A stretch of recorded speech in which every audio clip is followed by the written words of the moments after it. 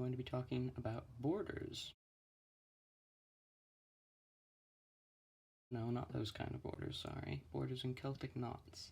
So, you know, maybe you want to frame something and you just need a little pattern to go around the outside, make it look nice. This is what I'm presenting today. We have 1, 2, and 3. I'll show you how to make them. So let's hop straight into number 1. Okay, so this first one here, we're just going to do the simple one first because, you know, it's always good to start simple. And this one, it's a pretty easy one. All you have to do is, if you remember last time, you're just going to kind of make a mark like, just like that. Right down the middle. Every other, I don't know, little middle gap.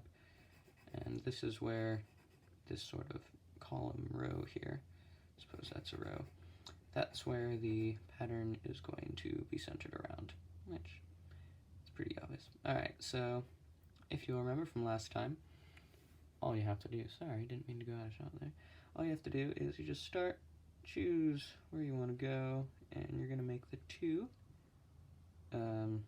what's it called, I'm forgetting the word, mine's just go blank when you start recording, don't they?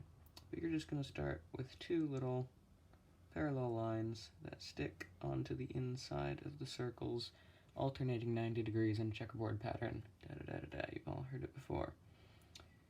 And of course, just like last time, you're going to go circles around any place that you can't put a full line, because you don't want to go crossing over the lines that you marked out.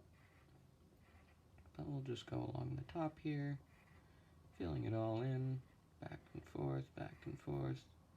It's okay if your lines aren't perfectly straight.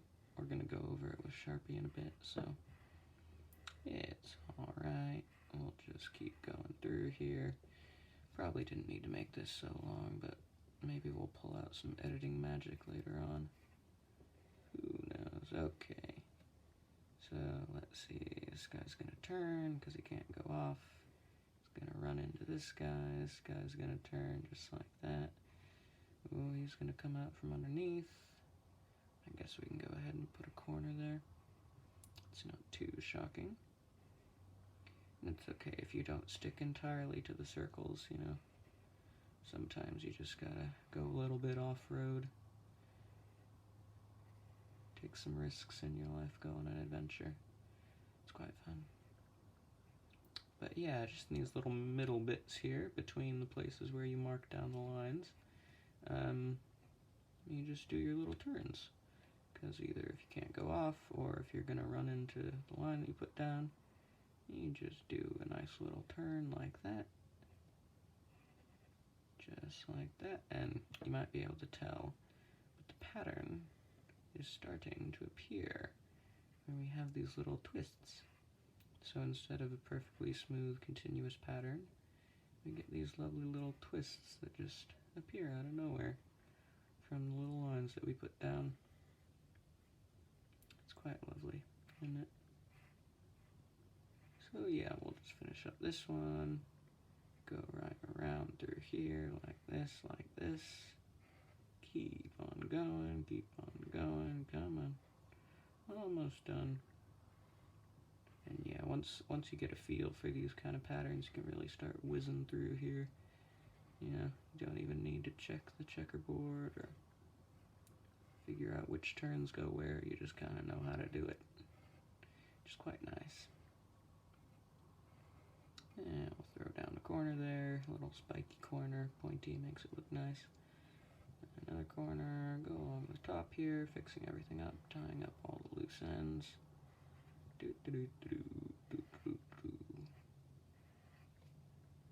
And there you go. We have our first pattern. Now let's see, I think I'll go over this with Sharpie. Editing magic. Alright, you ready for this? You have it. That is border number 1. All I've done here is I've just gone over it with Sharpie or marker, whatever you want. Just colored in all of the lines that make up the pattern, then erased everything else, you know, just to make it look nice. But yeah, as you can tell here, you kind of have these little nice braids in the middle. If you look closer, you kind of view the big picture or something like that. Really all it is just these little circle square things that are all interlaced together. There's quite a lot of them here. And then it can go around corners, it can make an S or something, whatever you really like. But yeah, that is pattern number 1. Let's do number 2. Alright, let's do this. Pattern number 2. It's time to do it. Now this one, it's a little bit more complicated, but it's still perfectly easy. So before, where we did just lines up and down, now we're going to do diagonal lines. Ooh, I know, spicy. So you're going to go in the middle. This one's slightly wider. I mean, it works. It works if you take off these 2 outermost rows, but it's just, it looks a lot better, I think. It's a lot less free. It's a lot more, I don't know what I'm trying to say. But anyways, what you're going to do is you're just going to put little X's in the middle, the center of the X, and the center line. Just like that, going on down. I wonder if I gave enough space for myself. Oh, looks like I did. Didn't even plan that. Perfect. But yeah, we just have these little X's going from middle of one box to the other middle of another box, forming this little, I don't know, maybe it's kind of like a button, like the inside of a button. But yeah, now we have these little X's, and same thing we did before. You're just going to start wherever you want, go through with your little checkerboard pattern. Doesn't really matter how good it looks right now, because we're going to go over it later. But maybe I'll speed up this part, because you just saw it. That would be fun. Quite fun indeed.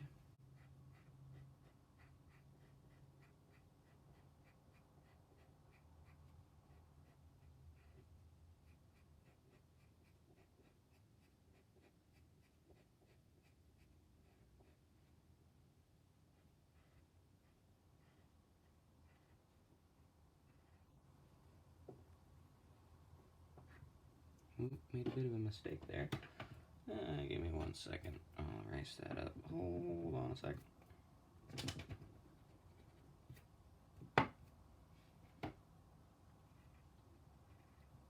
Okay, there we go. Back to drawing. You know, that happens sometimes. You just gotta erase the part that got messed up and keep going.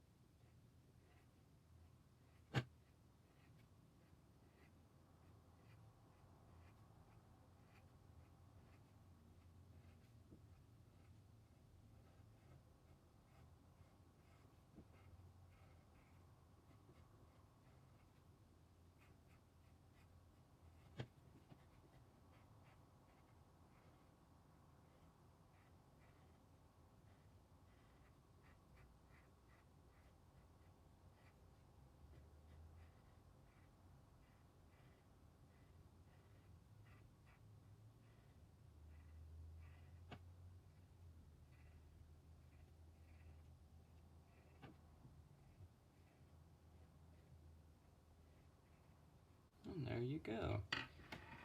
Lovely little pattern. Once again, we'll just go over it in Sharpie real quick, you know, maybe do a little bit of editing magic. Alright, you ready? Ready to do the time warp? Alright, let's do it.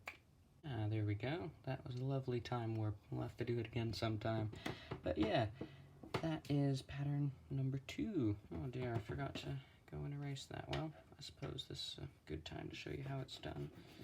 It's really quite easy. You just take an eraser and erase it. Because that's what erasers do. This might be kind of loud. Maybe I'll have to turn the sound down, because the table is rocking and a-rolling. Okie dokie. I hope that wasn't too terrible for your ears. But there you go. That is pattern number 2. It's quite a nice one. If you take a look at this one, you know, there's these big kind of figure 8 things going on here. Wait a second. These are always quite confusing. Oh no, this is actually, I think you'll, wait, yeah, it's all just a bunch of figure 8 stuff. But yeah, it's quite nice to look at. It goes on for as long as you want, tileable, as they call it, or tessellation, whatever. Geometry class served me well. But that was number 2. Let's do number 3. Alright. Alright, third time is the ultimate charm. So this one's pretty nice. It's pretty good. It's a lovely pattern. It's a bit larger, as you can probably tell by this being 1, 2, 3, 4, 5, 6 tall instead of just 4 or 3. But yeah, it looks quite nice. So let's see. Why don't we just get started? This one, I put the little pattern right here. It's kind of four lines, kind of arranged. Don't really know how to call that. Arranged in a sort of, I don't know, rhombus maybe, as you might call it. Hello, motorcycle. It's quite a loud motorcycle outside. Don't know if you can hear that or not. It looks like I didn't give myself enough room on this one. Oh well, that's perfectly fine. But yeah, what you're gonna do is you're just gonna, if you can see, there's the middle line here. Go one up and link the 2 diagonal boxes, the little middles of the 2 diagonal boxes.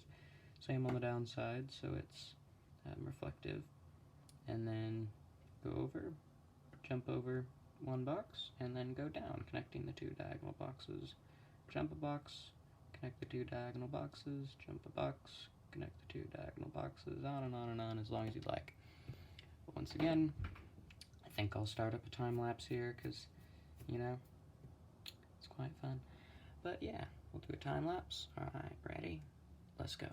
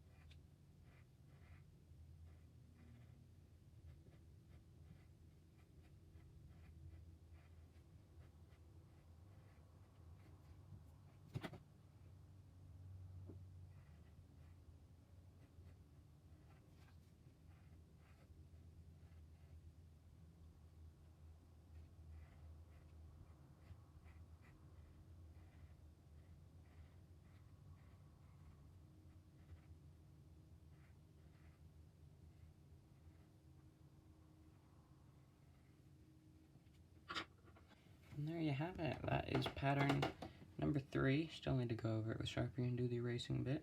But as you might be able to tell, this one, it's actually kind of, well, all 3 of these are quite similar.